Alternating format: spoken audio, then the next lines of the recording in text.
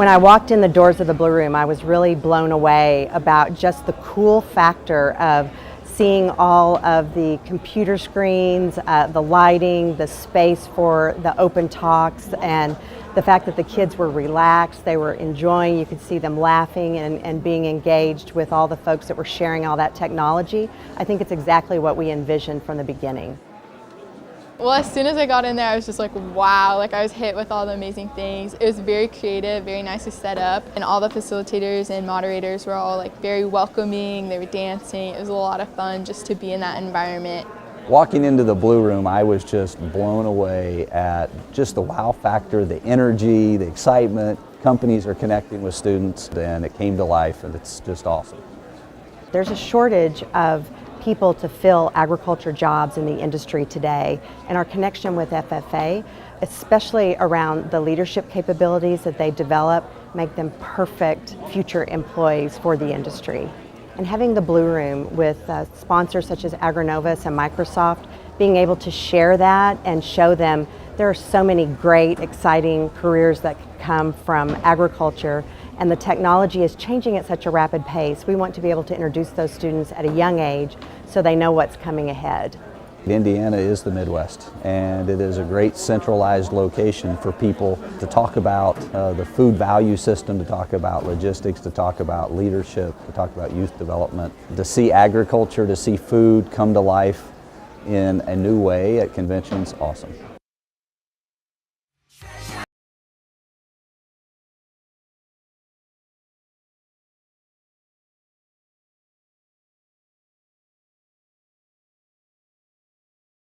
So that's a first look. We haven't shared that video of the National FFA AgriNovus Microsoft Blue Room before, and a big shout out to our board member, Suzanne Wasson, who I know is in the room somewhere, there in the back, I see her, for being a part of that. And these are the kinds of connections that I always like to point out, because Suzanne was also in a leadership role this past year with the National FFA, serving as the chairperson of their industry sponsors board. She obviously, through that, was able to recognize the vision of what we were trying to do with the Blue Room for the benefit of the FFA, but obviously given her role at Corteva and her role with AgriNovus, was able to really help us, Suzanne, put a lot of pieces together. So thank you very much for being such a great partner there. And it was great to see some of our other friends from companies outside of Indiana recognize the power of bringing that particular initiative together. So now it's my pleasure to welcome somebody who is known to a lot of the folks in the room who are a part of what many of us once knew as Dow Agrisciences. Now today, given a lot of change in the industry that has taken place over the last 18 months to 2 years, we now have a new corporate partner here in Indianapolis. Corteva Agriscience, still with the tagline officially, right, Jim, of the agriculture division of DowDuPont, is now the footprint of all of the crop protection and the sort of bio-based, innovative, digital, data-driven technology that has once been sort of the centerpiece of Dow Agrisciences just on the north side of Indianapolis. We now have sort of a refreshed look, a new approach, but yet still a very strong commitment to the state of Indiana and to the Indianapolis and central Indiana region, which we are thrilled about. So we are pleased that Jim Collins, the CEO of Corteva Agriscience, who's really been very much involved in obviously this entire business transition. We are thrilled to have him with us from Wilmington, Delaware, where the company's headquarters are still stationed, back here in Indiana with us to tell us a little bit more about the future plans of Corteva, the future innovation strategies for the company, and I hope to tell us why also Indiana is such an important part of the company's footprint and their plans going forward. So please join me in welcoming Jim Collins. Thank you, sir. Thank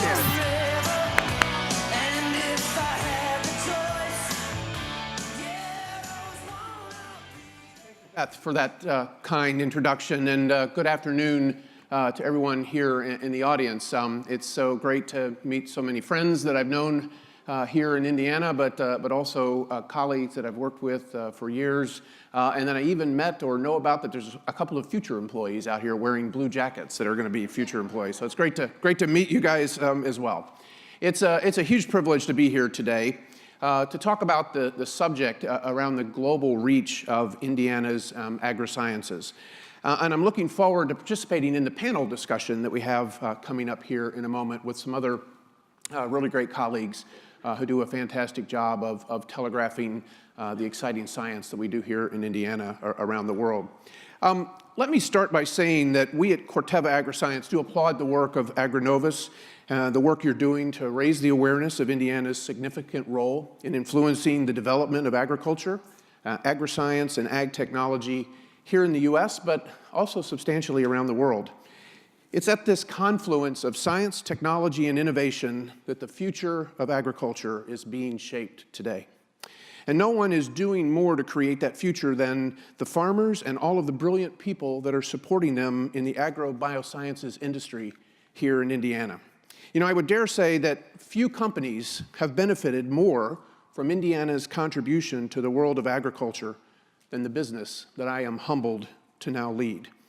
You know, almost 30 years ago, an enterprising group of men and women right here in Indianapolis launched what would become one of the world's most innovative ventures in the world of agriculture, Dow Agrisciences. They created more than just an economically viable business. They built a life sciences enterprise that would have major positive impact on farmers, families, communities across Indiana, and yes, across the world. Today, the men and women of Dow Agrisciences have joined forces with their peers from DuPont and Pioneer, and as Beth said, to create Corteva Agriscience. When you factor in the history and the legacy of these three brands, Dow, DuPont, and Pioneer, you know, we're launching, in essence, a startup company with 300 years of legacy experience, a 300-year-old startup. And at the center of this new beginning is our name, Corteva. It's a combination of two words, Latin cor, meaning heart or at the center of, and teva, a fairly ancient word that means earth or nature. It's a very fitting name for a new company that is putting nature and the earth and sustainability and the viability of this great resource of farmland at the absolute center of everything we do. We would like to think we have a chance to not only lead in our industry, but influence the entire food value chain through our actions and policies towards a more sustainable agriculture. And like all of you, we are certainly today seeing the birth of a new age of ag, and a new age that I believe will require some new perspectives going forward. A perspective that is grounded in a high-tech and high-touch approach. It's a blend of technology and bioscience, innovation, and a deep one-on-one engagement with farmers, but also consumers and communities. A perspective that has lots of exciting aspects to it, lots of exciting things taking place, and one that I enjoy talking a lot about. Now, with all of that change, there is one thing that will not change, and that's our commitment to Indiana and to this great city. Our 1,500 people here will continue to call Indiana home, and in fact, our numbers are undoubtedly only increase over the years to come. And quite frankly, we can't achieve our mission of serving farmers and consumers and rural communities throughout the world, and doing that, as I mentioned, in a more sustainable manner, without the continued innovations in crop protection and ag biosciences that are being advanced right here in the Hoosier State. Now today, as one of the largest ag exporters in the U.S., Indiana supplies the world with over $5 billion of soybeans, corn, grain, pork, poultry, and dairy products. This demand for products globally could easily double, if not triple, over the next 20 years. Indiana sons and daughters are educated at world-renowned universities and are working at all corners of the globe, on farms, in ag research centers, startup incubators, and innovation laboratories. And Indiana technology is helping farmers and ranchers from sub-Saharan Africa to the steppes of Eurasia better manage yields, protect their land, conserve water, and other important natural resources. At the same time, more and more of the world's food and ag value chain leaders are actually relocating and expanding their businesses to be closer to Indiana's extraordinary talent, research, and resources. Just in the past few months in the news, we've seen a host of international companies announce new dairy, biotech, seed development, and crop protection ventures across the state. And I don't believe that that's going to slow down anytime soon. So in the next few minutes, I'd like to prompt a discussion about what all of us across the business, government, and civil society sectors can do to ensure that Indiana continues its leadership position in the world's ag biosciences space. You know better than anyone that today's success does not guarantee tomorrow's wins. So together, we can be relentless in our drive for progress and in our investment for the future. So let me offer 3 areas where our partnership is going to be critical to our future in the years to come. First, it's the investments we make in ag education, from elementary school through college. You know, last week I had a tremendous opportunity to speak at a forum in Los Angeles with Jennifer Sharangelo, the president and CEO of 4-H. Now, we talked at length about the importance of 4-H in stimulating more youth to get more excited and more interested in farming. And not just our traditional ideas of farming, but in all aspects of agriculture, with some tremendous careers that are very science and technology based. Now, Jennifer has set a big goal for expanding 4-H's reach from today's 6 million young members to over 10 million in just the next few years. Now, Indiana, of course, has a rich tradition with 4-H engagement. And in fact, the organization is vibrant in all 97 of our counties here in the state, from some of the most rural to the most urbanized. I think that's a very positive trend, but one that will need our continued and collective support in the years to come. And I'd say the same thing about FFA, which I know continues to have its national convention right here in Indianapolis along with its national headquarters. And I had the joy for so many years to serve on the sponsors board of the FFA organization. And just like 4-H, I think it is just a tremendous youth leadership and youth education group. Also, last week, I had the opportunity to meet with some students from the Chicago High School of Agricultural Sciences. It was encouraging to me to see an educational institution like this that was thriving in one of the most densely populated urban centers in our country. It speaks to this growing interest that our youth have in agrisciences and the exciting new world out there in agriculture. So we have a responsibility as an industry to partner with our state education systems to make sure our students are prepared and inspired to chart a career in agriculture. Now, few institutions have done a better job of this in this regard than Purdue University. I'm sure we have some Boilermakers here in the audience today. I was encouraged to see that Purdue's College of Agriculture experienced its record enrollment this year. And perhaps even more encouraging, 60% of its new students were young women. A good portion of Purdue's ag student body comes from outside the United States, from China, Europe, the Middle East, Latin America, and other regions. All of this bodes well for Indiana's future on the world stage of agriculture, as do the international extension programs that are developed by Purdue and Indiana universities. At Corteva, education and direct engagement with farmers and consumers is an essential part of our growth and sustainability strategy. This means that we are working directly in the fields with farmers, bringing them the latest insights, solutions, and tools needed for them to be successful. And then we're bringing back then those insights to help us do a better job of developing products of the future. You know, in the next 24 hours, thousands of our field representatives, agronomists, and researchers will pay visits to farms and ranches in over 130 countries around the world. And they'll be engaged directly with growers on a number of issues, from new seeds and crop protection services to land and pasture management to those latest digital innovations to maximize yield, but also help them better protect their environment.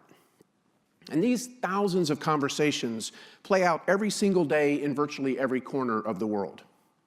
Now we're implementing this with more outreach to consumers at trade shows, at farmers markets, at fairs, and other gatherings that are conducive to a dialogue about the role of agriculture, technology, and innovation in creating more nutritious and plentiful food. And I thoroughly enjoyed the previous speaker and his work to help in that outreach and that education. Just tremendous resource and tremendous material that can help us do a better job in those conversations. A second area where our continued partnership is going to be critical to Indiana's global ag reach and investment in innovation. Everyone here today knows that we are going to have to double farm productivity in just the next 30 years to satisfy a rapidly growing planet. And we will have to do it while protecting the land, water, and air resources that make food production possible. The good news is that collectively we have the innovation acumen and the intellectual capital to create environmentally sustainable products for a food-secure world. But it's going to require more targeted innovation and investments, more collaboration across all stakeholders, and an even greater focus on the needs of the world's farmers and consumers. At Corteva, we're placing some big bets in targeted investments in biotechnology, better germplasm, better agricultural systems, crop protection, and digital and data tools that will help farmers conserve those valuable resources. Now, we're grouping our work into first, second, and third horizon innovations. Or maybe said another way, those first horizon are innovations where we have a very clear line of sight to their applications today and their benefits here in the near term. And then those innovations that might just be right around the corner, but they're in our pipeline today, and you can see them. And those that really may not be fully visible to you today, but I'll tell you, some of the things we're doing could be ultimately very transformative.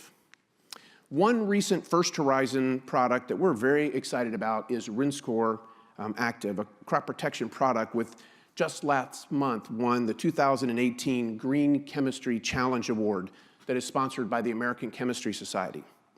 Rinskor was developed right here in Indiana and allows rice farmers around the world to control grass, broadleaf, and sedge weeds on their farms. When we combine crop protection solutions like Rinskor with other newer, higher yielding rice varieties, we have a broad-based toolkit now to help rice growers. Everyone benefits from these higher yields and certainly less water and less land waste, especially when it comes to one of the world's most pervasive crops. Another area of great promise is the work that we're doing with gene editing using CRISPR technology. Now, CRISPR has the potential to help solve some major crop challenges, including addressing diseases and effects that can help with climate change in plants. It also paves the way for a wide range of consumer benefits, including producing food that has a much higher nutritional value.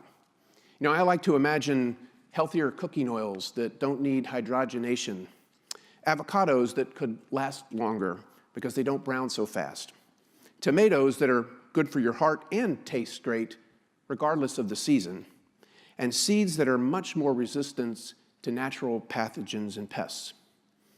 Now, along these lines today, we're working with a select group of Indiana farmers who've agreed to exclusively grow our Plenish high oleic soybeans for use in our heart-healthy Plenish cooking oil.